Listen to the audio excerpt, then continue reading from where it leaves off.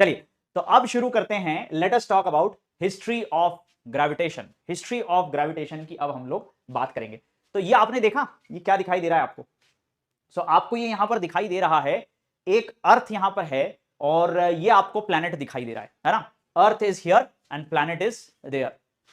तो अब चलिए, ये जो आपको दिखाई दे रहा है ये तो इसका मॉडर्न इंटरप्रिटेशन है। मॉडर्न इंटरप्रिटेशन ये जो आ रहा है ये जनरल थ्योरी ऑफ रिलेटिविटी से आता है। आइंस्टाइन ने एक बड़ी ही खतरनाक बात कह दी। आइंस्टाइन ने कह दिया गुरुत्वाकर्षण फोर्स एग्जिस्ट ही नहीं करता है, gravitational force doesn't exist. Einstein की जो लेटेस्ट थ्योरी है, जो मॉडर्न रिसर्च कहती है, वो कहती है कि जो स्पेस का फैब्रिक है, स्पेस टाइम का फैब्रिक है, वो बेंड होता है मासेस के अराउंड। तो ये आपको अर्थ दिखाई दे रही है, ये अर्थ के आसपास आप देखिए फैब्रिक बेंड होता है, इट बेंड्स, है ना। ये लेटेस्ट थ्योरी, तो इसके ऊपर आएंगे, ये तो लेटेस्ट है। लेकिन अब चलते हैं हिस्ट्री में। चलो ये तो 2023 है, सोचिए पहले, उसके पहले कहां की बात की गई होगी, ठीक है, कब से ये बात की गई होगी गुरुत्वाकर्षण की। तो देखिए मनुष्य प्रारंभ से ही जो अपने प्लैनेटरी ऑब्जेक्ट्स है ना उसके प्रति काफी इंटरेस्टेड रहा है। Human being is always interested in all the planets that they see in the sky. क्योंकि आप सोचिए, अब इमेजिन करिए ऐसा समय, आज से आप इमेजिन कर लो 5000 7000 साल पहले, 8000 साल पहले, ना कोई मोबाइल ना कोई इंटरनेट। अरे मोबाइल इंटरनेट 100 साल पहले नहीं थे, है ना। Just go 100 years back, there was no internet, no mobile phone, nothing. कोई टेलीविजन सीरीज नहीं, कोई नेटफ्लिक्स नहीं, कुछ भी नहीं। तो लोग क्या करते थे? लोग नेचर से कनेक्टेड होते थे। People use to enjoy the nature, है ना। तो ये स्टोरी टाइम है। तो people use to enjoy the nature, और नेचर में जो सबसे ब्यूटीफुल चीज है आप जानते क्या है? बहुत सारी चीजें। दिन अपने आप में सूर्योदय जब होता है कितना अमेजिंग लगता है, पूरा आकाश जो होता है वो गेरुआ रंग का हो जाता है, वो एक अच्छी चीज है। बरसात जब होती है, वर्षा, और उसमें इंद्रधनुष बनता है, वो अपने आप में एक अमेजिंग सी चीज है। लेकिन एक चीज जो रोज आप देख सकते हैं, और वो है नाइट स्काई। नाइट स्काई में जब देखो ऊपर, और खास तौर पे जब अमावस्या की रात हो और आप ऊपर देखें, तो आपको दिखाई देगा ऐसे छोटे छोटे तारागणों के समुदाय, है ना, वो ऐसे ट्विंकल करते हुए स्टार्स। और बचपन से कविता पढ़ते आते हो, ट्विंकल ट्विंकल लिटिल स्टार। तो पहले के टाइम में जितने भी हमारे पूर्वज हुआ करते थे मनुष्यों के, वो आकाश को देखा करते थे, और वहां देख के वो काफी सोचिए आई मीन एक्साइट होते थे कि ये क्या चीजें हैं जो चमक रही है पूरे आकाश में। और फिर जब चंद्रमा आता था, पूर्णिमा को जब चंद्रमा देखते थे, तो पूर्णिमा का चंद्रमा भी उन्हें काफी उत्साहित करता था कि कितनी ज्यादा लाइट दे रहा है, ऐसे लग रहा है जैसे दिन हो गया है, राइट, इतनी लाइट दे रहा है चंद्रमा।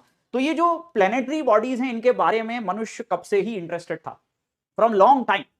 अब इसके बारे में जो एक्चुअल चर्चा शुरू हुई, आप जानते हैं, एक्चुअल चर्चा जो शुरू हुई, हमें वेस्टर्न वर्ल्ड का पता है क्योंकि वेस्टर्न वर्ल्ड का लिखा हुआ है। तो वेस्टर्न वर्ल्ड में बताते हैं कि गैलीलियो जो कि आज से लगभग जस्ट 400 साल पहले, imagine, just 400 years ago, Galileo को फाइट करना पड़ा पोप से कि अर्थ फ्लैट नहीं है, अर्थ राउंड है। सोचिए आज से जस्ट 400 साल पहले लोग अर्थ को फ्लैट मानते थे।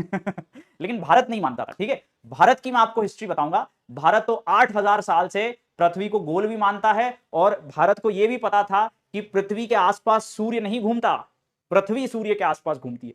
उस जमाने में गैलीलियो को तो मौत की सजा सुना दी गई थी, आप जानते हैं। गैलीलियो को फाइट करना पड़ी थी with the pope of Vatican city, क्योंकि गैलीलियो कह रहा था कि नहीं नहीं सर, अर्थ एक्चुअली सन के अराउंड जाती है, सन अर्थ के अराउंड नहीं जाता। और ये सुन के पोप को गुस्सा आ गया कि तुम कैसे ऐसी बातें कर सकते हो, मौत की सजा तुम्हें दे देंगे, अपना स्टेटमेंट बदल लो। तब गैलीलियो ने कहा कि सर अब मैं क्या करूं, डेटा यही बता रहा है। डेटा कह रहा है कि अर्थ सूर्य के अराउंड मूव करती है, not the other way round, and earth is round, it is not flat, ठीक है। ये चीज 400 साल पहले तक सोचिए लड़ाई करके गैलीलियो को बतानी पड़ी, है ना। कॉपरनिकस था और बहुत सारे लोग थे। अभी हम केपलर लॉ की चर्चा करेंगे। आप जानते हैं इन साइंटिस्ट के साथ इतना बुरा बर्ताव किया गया। हम समझते हैं कि वेस्टर्न वर्ल्ड बड़े मॉडर्न हैं, आप हैरान हो जाएंगे कि केपलर को पूरे जीवन भर परेशान किया गया। केपलर की वाइफ को लोगों ने मार दिया ये समझ के कि ये चुड़ैल है, क्योंकि केपलर ऐसी बातें किया करता था कि पृथ्वी है, पृथ्वी के अराउंड सूर्य चलता है, 9 ग्रह हैं, वो ऐसे चलते हैं, है ना। ये बातें वो किया करता था। लोग समझते थे ये कोई भूतिया आदमी है। ये भूत प्रेतों से इसका रिश्ता है, इसकी वाइफ जो है वो चुड़ैल है, तो उसको मार दिया गया। सोचिए ऐसे साइंटिफिक डिस्कवरी करने वालों को इस तरीके से ट्रीट किया जाता था 400 साल पहले तक। Just hardly 400 years we are talking about, around 1600, है ना। 1600 में आपका गैलीलियो और न्यूटन जब हुए, ठीक है। तो ये हालत थी। अब आप सोचो, that's how it was. Witchcraft में बिलीव किया जाता था इन लोगों को। And now let's come to our land. अब बात करते हैं भारत की।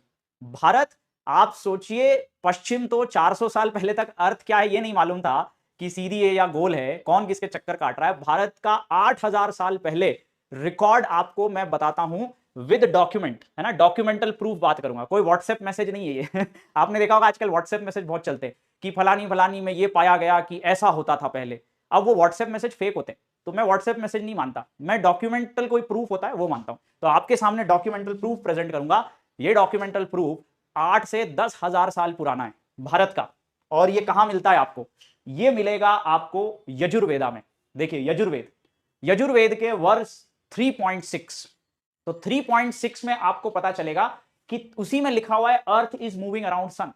सोचिए 8 से 10,000 साल पहले, और 400 साल पहले तक पश्चिम कह रहा है कि नहीं सूर्य पृथ्वी का चक्कर काटता है, और हम 8 से 10,000 साल पहले कह रहे हैं कि नहीं अर्थ मूव्स अराउंड द सन। अब बात करते हैं, सिमिलर वर्स आपको मिलता है अथर्ववेद में। अब एक और चीज, अथर्ववेद का एक और वर्स है जहां पर सन मून दोनों चल रहे हैं। यह भी कहा गया कि सन भी रेस्ट पे नहीं है। सोचिए कौन इमेजिन कर सकता था 8 से 10,000 वर्ष पहले कि जो सन है वो खुद भी चल रहा है, बिकॉज सारी गैलेक्सीज मूव कर रही है ना। और सामवेद में आ जाओ, इसमें तो कहा गया कि earth is situated in space and is rotating. इसमें तो अर्थ के रोटेशन की बात कर दी। Minimum 10,000 years ago, this is 10,000 years ago, 10,000 years old हैं मिनिमम, उसमें ये बताया गया है ना। और आप चाहें तो देखिए, ये जो मैंने कहा कि मैं डॉक्यूमेंटल प्रूफ की बात करता हूं, तो ये डॉक्यूमेंटल प्रूफ भी आपको देखिए सामने दिख रहा है। कौन सा वर्स है ये देखिए, 1.2.1.7, ये कौन सा प्रूफ है, ये कौन सा वर्स है, ये देखो, यज्ञ इंद्रम वर्धयद्य भूमिम व्यवर्तयत चक्राण ओपशम दिवी। इसका अर्थ होता है कि पृथ्वी आकाश में, स्पेस में घूम रही है। ठीक है, सोचिए ये बताया हुआ है, आकाश में घूमते हुए रखा है उस पृथ्वी को। ठीक है, तो सोचिए rotation of earth is mentioned 10,000 years ago in India. Alright, हाँ, तो जैसे मलिक का अच्छा क्वेश्चन है सर, बट इसको किसी भी बुक्स में पब्लिक क्यों नहीं किया? क्योंकि ये संस्कृत आती नहीं थी ना किसी को। आप सोचिए कितनी बड़ी हमारी ये विडंबना है कि पश्चिम वालों को हमारी संस्कृत ना आए तो चलता है, लेकिन हमारे भारतीय लोगों को संस्कृत नहीं आती। आज बताइए कितने लोग बचे जो संस्कृत पढ़ पाते? कोई भी नहीं बचा। तो ज्ञान का खजाना था, लेकिन उसका लाभ उठाने वाला कोई नहीं था। ठीक है, लाभ उठाने वाले नहीं थे। दूसरा फिर क्या था, हमारा बहुत सारा टेक्स्ट जला दिया गया, बहुत सारे प्रूफ्स थे जो कि जला दिए गए। आपने पढ़ा होगा नालंदा विश्वविद्यालय के बारे में। तो Nalanda was the first university of the world, world की पहली यूनिवर्सिटी थी नालंदा। सो जो बख्तियार करके है, उसने उस पूरी यूनिवर्सिटी को जला दिया। इवन द बुक्स, इतनी प्रीशियस बुक्स वहां रखी थी, इतना एंशिएंट नॉलेज उसमें जमा था, क्या क्या उसमें चीजें नहीं रखी गई थी, है ना, वो सब जला दी गई। सोचिए, तो हमारा काफी सारा नॉलेज तो डिस्ट्रॉय कर दिया गया, तो हमें काफी ज्यादा दबा के रखा गया इस मामले में। बट ठीक है, जो आज ओरली प्रेजेंट था, बेस्ट पार्ट अबाउट वेद क्या है ना, ये ओरली प्रेजेंट है, लोगों ने इसको याद किया, रोज इसका उच्चारण करते थे। तो ये इसको श्रुति कहते हैं, श्रुति यानी जो सुना जाता है, इसको कहीं लिखा नहीं गया, इसको बोल बोल के कंठस्थ किया गया, तो इसलिए ये डिस्ट्रॉय नहीं हो पाया, ये बचा रह गया, वरना तो सारी चीजें हमारी डिस्ट्रॉय कर दी गई। अब और आइए और प्रूफ में चलते हैं। अब जो नेक्स्ट देखोगे आपके होश उड़ा देगा। ठीक है, next will blow your mind. Now I am talking about a book, ये टेक्स्ट आज भी मौजूद है, इसका नाम है सूर्य सिद्धांत। ठीक है, सूर्य सिद्धांत कब का है? ये 4th सेंचुरी का है। तो कितने साल पुराना हो गया? 1600 वर्ष पूर्व। Now come back to 1600 years ago. 1600 years ago, 400 साल पहले तक पश्चिम कह रहा है कि पृथ्वी नहीं घूमती, सन घूमता है, पृथ्वी फ्लैट है। और हम 1600 वर्ष पहले देखिए सूर्य सिद्धांत में, सूर्य सिद्धांत के जो रचयिता है वराह मिहिर, उन्होंने 9 प्लैनेट्स के टाइम पीरियड लिख दिए। सोचिए, इट इज प्रेजेंट, ये टाइम पीरियड सूर्य सिद्धांत में उस समय लिखे हुए थे। We even knew there are 9 planets, हम 9 प्लैनेट्स को कब से जानते? ठीक है, हमें पता था कि अर्थ ही नहीं बहुत सारे प्लैनेट्स है। देखिए क्या क्या है, मंगल, बुध, बृहस्पति, शुक्र, शनि, ये हम 9 प्लैनेट को कब से जानते? उनके टाइम पीरियड तक मेंशन्ड है। और ये आज के कैलकुलेशन है कि आज के कैलकुलेशन में जब उनके टाइम पीरियड निकाले गए तो क्या आया, देखो हार्डली डिफरेंस आया, डिफरेंस आया है लास्ट के मिनट्स में। आज 30 मिनट और उस समय 56 मिनट, हार्डली छोटा सा डिफरेंस। इतने एक्यूरेट ये कैलकुलेशन वराह मिहिर ने किए थे 1600 साल पूर्व। ऑलराइट, 1600 साल पूर्व ये किए गए। सर ये तो 5 हैं, तो इसमें और भी होते हैं ना। इसमें क्या होता है, इसमें राहु होता है, इसमें केतु होता है, और इसमें राहु केतु ये 2 और रह गए। ठीक है, और सूर्य होता है और पृथ्वी होती है, ऐसे करके 9 हो जाते हैं। तो सोचिए इतना एक्यूरेट कैलकुलेशन आप तक आपके पास मौजूद है। अब एक और इंटरेस्टिंग डेटा सुनो, हमारे यहां ये जो मंगल आप देखते हो ना, मंगल मींस मार्स, तो आप जानते हैं हमारे यहां मंगल का क्या नाम था पहले? तो मंगल का हमारे यहां नाम था अंगारकाय। अंगारकाय ने, अंगार समझते हो, अंगार मीन्स फायर, तो संस्कृत में जो मंगल का एक और नाम था वो था फायर, इट्स लाइक फायर। और अब आप सोचिए इसको अंगारकाय क्यों कहते थे, बिकॉज आज पाया गया कि Mars has a very high temperature, वहां हीट वेव्स चलती है, right, it's very hot planet, तो इसीलिए हमने इसको फायर का सिनोनिम नाम दिया। अब नेक्स्ट चीज सुनिए, हमारे यहां मंगल को कहा जाता है कि this Mangal is the son of अर्थ। सोचिए, मंगल को कहते हैं सन ऑफ अर्थ। कई ऐसे मंत्राज हैं, उन मंत्रों में आता है कि इसको कहते हैं भूमि सुताय, भूमि यानी अर्थ और सुत का मतलब होता है बेटा। So actually Mars has been mentioned as the son of earth. अब कोई कहेगा कि ये क्या बकवास है, ये बेटा कैसे हो सकता है, ठीक है, ये बेटा कैसे हो सकता है मंगल किसी का, तो बेटा इसीलिए नहीं हो सकता, आप ये कहोगे कि ये तो कोई किस्से कहानी लग रही है, बट अब सुनिए, नासा की रिसर्च अभी हुई थी, जब उनका मार्स ऑर्बिटर गया, मार्स से उन्होंने डेटा निकाल के लाए, वहां के स्टोन्स इकट्ठे करके लाए, आप हैरान हो जाएंगे कि नासा ने बताया गया कि Mars was sometimes ago a part of earth. सोचिए, अर्थ और मार्स एक ही प्लैनेट थे, ऐसा पाया गया। इसीलिए आप जानते हैं कि मार्स के पास एटमॉस्फेयर भी है, do you know that, Mars is very close to earth, Mars has an atmosphere, उसके आसपास गैसेस हैं। तो Mars has been found to have been separated from earth some years ago, thousands of years ago, ये NASA की research है। तो यही तो हम कह रहे थे, that it is son of earth, किसी समय ये अर्थ का ही हिस्सा था, अर्थ का हिस्सा होके अलग हुआ। तो this was not story, this was fact, this was factual data, समझे। चलिए, ये डेटा आपको पता चला।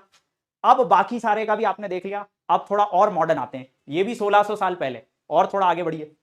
अब आ जाते हैं भास्कराचार्य के टाइम में। अब यहां तो ग्रेविटी का आपको मिल जाएगा, क्योंकि अभी तक सिर्फ प्लैनेट्स की बात हो रही है, कितना टाइम लेते हैं, कैसे चलते हैं, लेकिन अब देखिए, अब ग्रेविटी का mention, gravity has been mention, सोचिए बाय भास्कराचार्य।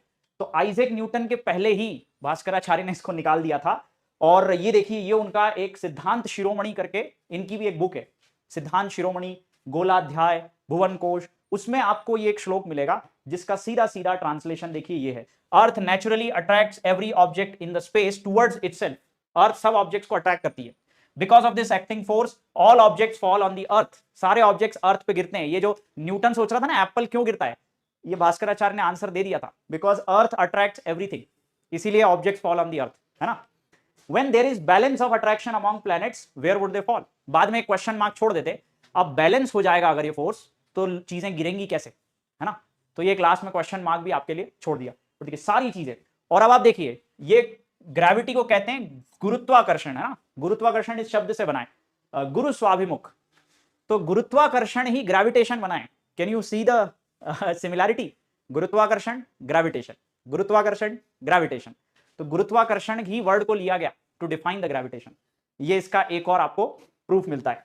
सो आज से याद रखना, ग्रेविटी न्यूटन ने डिस्कवर नहीं करी, किसने डिस्कवर करी, भास्कराचार्य ने। Let's move ahead. अब आइए, अब आ जाते हैं वेस्टर्न वर्ल्ड के ऊपर। तो इंडिया का, यहां पर मैंने आपको भारत का रोल बता दिया। अब आइए, जो हम आज पढ़ते हैं वो टेक्स्ट कहां से मौजूद है, तो वेस्टर्न वर्ल्ड के ऊपर अब आते हैं। वेस्टर्न वर्ल्ड में इसकी शुरुआत कहां से हुई, ठीक है।